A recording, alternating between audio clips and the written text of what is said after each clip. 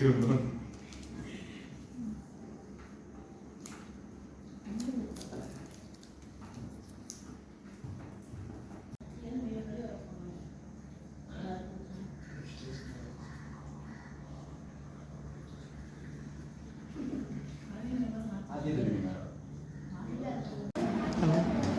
போட்டுக்கிட்டீங்கன்னா அது ஒரு ஸ்பெஷல். குழம்பு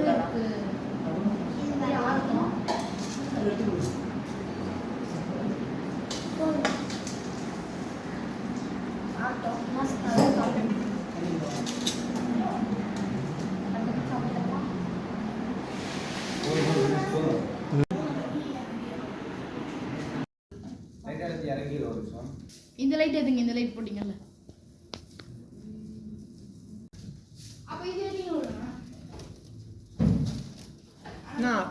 அதுக்கு அந்த பக்கம் இருக்கிறது தெரியுது பாருங்க பிரபா. இதே நம்ம எங்க வரோம்னு சொல்லி செட் ஃபுல்லா போஸ்ட் இந்த பீடத்துக்கு மட்டும் வச்சுட்டு ஃபர்ஸ்ட் லைட் செட் பண்ணி அதிக பவர் இல்லை. எல்லாத்தையும் ஒரே இடத்துல ஏற்றக்கூடாது.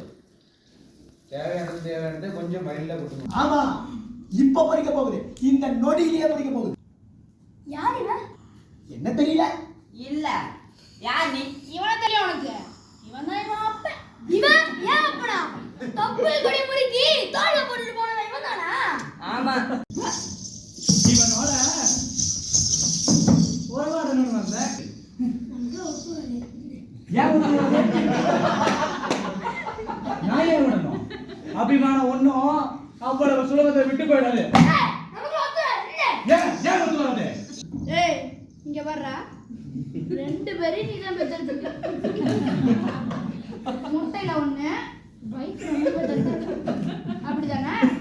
இல்ல. என்ன இல்ல? இவங்க அண்ணன் தம்பி இல்ல. நான் ஒண்ணு தப்பிச்சுக்க விரும்பல. வழக்காட போறேன். ஊருக்கெல்லாம் உண்மையை சொல்ல போறேன். கண்ணகிய போல.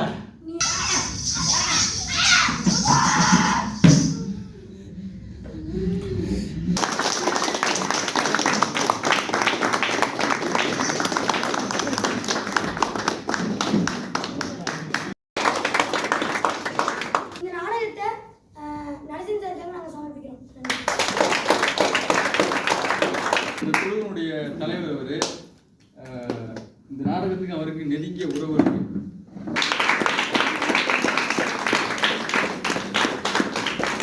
அதாவது எனக்கு என்ன தோணுச்சுன்னா, ஒரு கிரிட்டிக்கலாகவே பார்ப்போம்ல. ஒரு நாடகம் பண்ணுறவங்க என்னடா பண்ணியிருக்கான் ஒரு கிரிட்டிக்கலாகவே பார்க்குற மைண்ட் செட்டோட ஆரம்பித்தாலும் அந்த இன்னசென்ஸ் இருக்குல்ல, அந்த சின்ன பசங்களோட இன்னசென்ஸ், அது வந்து என்னை பீட் பண்ணிடுச்சு. சும்மா கிரிட்டிக்கலாக பார்க்காத, பாடுற என்ஜாய் பண்ணுறா அப்படின்ற மாதிரி. பிரசன்னா சொன்ன மாதிரி விமர்சிக்கணும்ன்ற எந்தவித அபிப்பிராயமுமே வரல. பயங்கரமா என்ஜாய் பண்றதுக்கு தான் தோணுச்சு. மைண்ட் செட் அப்படியே செட் பண்ணி வச்சாச்சு. ஓகே, இவங்க இதெல்லாம் பேசிக்கிறாங்க.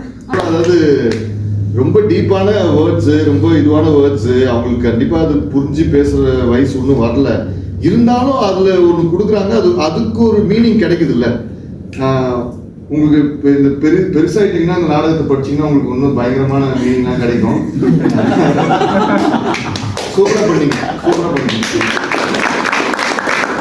சொன்னது மாதிரி அதுதான். இந்த வசனங்கள்லாம் எவ்வளோ கனமான வசனங்கள், எவ்வளோ ஒரு மாதிரி பெரிய பெரிய வசனங்களை ரொம்ப லைட்டா பேசிட்டு போயிட்டாங்க. அது ரொம்ப எனக்கு இதெல்லாம் புரிஞ்சு பேசுறாங்களா இல்லையா, இது சொல்லி எப்படி சதீஷ் வந்து இதை புரிய வச்சிருப்பாப்ல அப்படின்லாம் எனக்கு தோணிட்டே இருந்துச்சு. எப்படி இந்த வசனத்தை புரிய வச்சிருப்பாரு அப்படின்னு. இப்போ முன்னாடியே நமக்கு இதை பத்தி தெரிஞ்சிருந்தது, இல்லை இந்த கதை தான் பண்ண போறாங்கன்னு தெரிஞ்சதுன்னா நம்ம அப்படியே சீன் பை சீன் பார்த்துட்டு இருக்கோம். ஆனா பார்த்தா எல்லாம் குட்டி குட்டி பசங்க என்னோட ஏஜ்ல இருக்கவங்க தான் பண்றாங்க. எனக்கு ரொம்ப சந்தோஷமா இருந்துச்சு. கான்செப்ட் ரொம்ப பெரிய விஷயம், இன்னும் கொஞ்சம் நிறைய இடத்துக்கு கொண்டு போகணும், வெளியே போய் இந்த விஷயத்த பேசணுன்றது எனக்கு ரொம்ப சந்தோஷமா இருக்கு. ஏன்னா இவ்வளவு ரொம்ப பெரிய விஷயம், ஆனா அது இயல்பா இருக்கும்ல.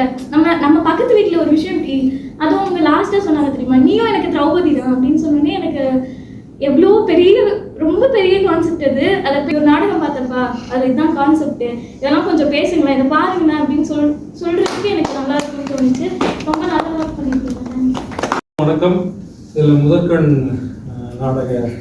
நாடகத்தோட மூலக்கதை நம்ம அதை எழுதி தந்த மறைந்த முத்துசாமி மறையாமல் நம்மோட தான் இருக்காரு. அவருடைய நிறைய நாற்காலிக்காரர்லேருந்து அற்புதமான நாடகங்கள், அவருடைய எழுத்துக்கள் எல்லாமே ரொம்ப சிறப்புமான ஒரு விடயங்கள் தான். அதை நம்ம எந்த காலத்திலும் மறுக்கவும் முடியாது, புறக்கணிக்கவும் முடியாது. ஈரோடில் நாடக கொட்டகை அப்படின்னு சொல்லி ஆரம்பிக்கிறது, நாடக கொட்டகை அப்படின்னு சொல்றது மிக அற்புதமான ஒரு விடயம். ஏன்னா கொட்டா அப்படின்னா அது வந்து ரொம்ப தரம் தாழ்ந்தது அப்படின்ற ஒரு மனோபாவம் இருந்து கொண்டிருக்கிற இந்த சூழலில் அந்த இதில் நவீனத்தில் வரும்பொழுதும் அந்த கொட்டா அப்படின்னு இருக்கணும் அப்படிங்கிறத அவங்க பேரா வச்சிருக்கிறாங்கன்னும் போது இந்த நாடகக்குழுக்கு ஒரு மிகப்பெரிய பாராட்டு. அதே போல இந்த பிள்ளைகளை அவ்வளோ அற்புதமாக அதை மனப்பாடம் செய்து அந்த உணர்ச்சி மயமோட பேசுறது இருக்குல்ல, ரொம்ப நிறைய ரசித்தேன். இவரெல்லாம் வந்து இந்த ரொம்ப ஒரு மெலிசர் அண்ணன் சொல்லும் போதெல்லாம் அந்த அண்ணனாவே அவர் பேசுறதுலாம் ரொம்ப அற்புதமா இருந்தது. இது போல ஒவ்வொரு நடிகர்களும் எல்லாருமே சொல்றேன் நான், எல்லோருமே அதை புரிஞ்சுக்கிட்டு மிக சிறப்பாக செய்யுங்க. நீங்க உங்களுடைய வருங்காலம் ரொம்ப அற்புதமா இருக்கும். இந்த நாடக நிகழ்த்து கலையில தொடர்ந்து பயணம் பண்ணுங்க. சீரியஸாக நிறைய விடயங்கள் செய்யறதுக்கு அதுக்கான தொடர் முயற்சிகளும் உங்களுடைய நேரங்களையும் காலங்களையும் உங்களுடைய உழைப்பையும் இதில் செலுத்தி அற்புதமான உலக புகழ்பெற்ற ஒரு நடிப்பு கலைஞர்களாக வரணும் அப்படின்னு சொல்லி எங்களுடைய தமிழ் நாடக புறத்தின் சார்பாக உங்களுக்கு நன்றியும் தெரிவிக்கிறேன். ஏன்னா ஒரு அற்புதமான ஒரு நிகழ்வை பார்க்க வச்சிருக்கு. ஒவ்வொரு பிளேயும் நான் பார்க்கும்போதும் ஒவ்வொருத்தவங்களும் ஒவ்வொரு விதமாக இருக்கும். அதுலேருந்து நம்ம எல்லாம் லேர்ன் பண்ணிட்டு போவோம், எல்லாம் கற்றுக்கிட்டு போவோம் அப்படின்னு சொல்லுவாங்க. இங்கே நிறைய கற்றுக்கிட்டேன். ஒரு இன்டர்நேஷ்னல் ஸ்கூல்லேருந்து ஒரு சில ஸ்டாஃப்ஸ் வந்து இந்த ப்ளே பார்க்கும்பொழுது ரொம்ப நல்லா இருக்கு சார், மனசு இந்த குட்டி பசங்க இந்த பொருளாம் பேசுறது ரொம்ப மனசு ஒரு மாதிரி இருக்கு அப்படின்னு சொன்னாங்க. ஆனால் இவனுக்கு நான் ஒவ்வொரு விஷயத்தையும் சொல்லி இதுதான்டா ஏன்னா அவேர்னஸ் ப்ளே தான் நிறைய நாங்கள் ஸ்ட்ரீட் ப்ளே பண்ணிட்டு இருக்கோம் ஈரோட்டில். அப்போ நிறைய விஷயம் பண்ணும்பொழுது இதெல்லாம் சொல்லி இதுதான்டா இதுதான் சொல்லி ஓரளவு புரிய வச்சிருக்கோம். மேபி ஒரு சில வருஷங்கள் இவன் பெருசானதுக்கு அப்புறம் இது கனெக்ட் ஆச்சுன்னா இன்னும் நல்லா இருக்கும். தொப்புள் சுழி, தொப்புல வச்சு உந்தி சுழி. அந்த சுழல்ல வந்து சுழின்னு சொல்லுவாங்க. நம்ம தலைய சுழி இருக்கு, அந்த சுழிகள். அதுக்கப்புறம் உந்தி சுழி அப்படின்றது தொப்புள் சுழி. தொப்புள் இல்லாத இப்ப நடக்கிற விஷயம் எல்லாத்தையும் கனெக்ட் பண்ணி. பட் ஆக்சுவலி நான் இதுக்கு முன்னாடி கூத்துப்பட்டையில் நிறைய பிளே எப்போவுமே போய் பார்ப்பேன். ஒரு சீரியஸான பிளே இருக்கும், ஒரு வாட்டி என்னென்னா ரொம்ப சீரியஸான பிளே இருக்கும். அதை ஆக்சுவலி சிரிச்சுக்கிட்டே ஃபுல்லாக பண்ணாங்க.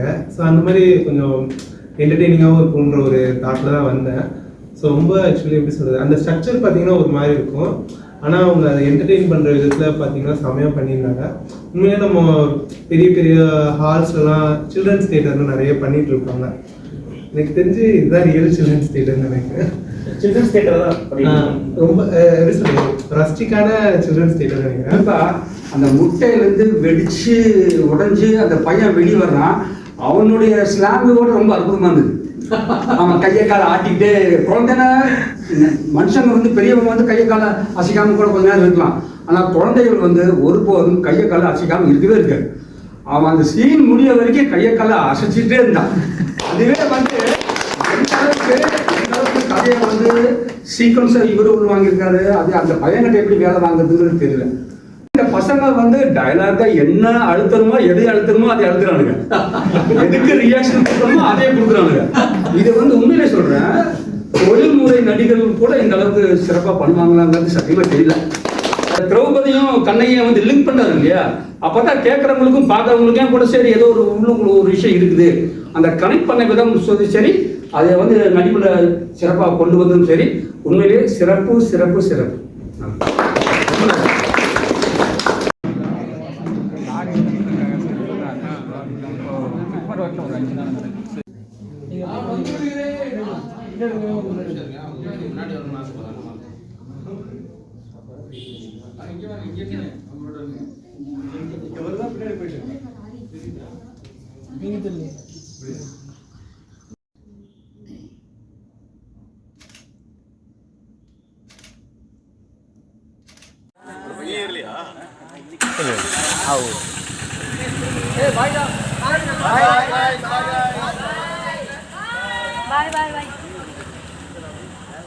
Bye.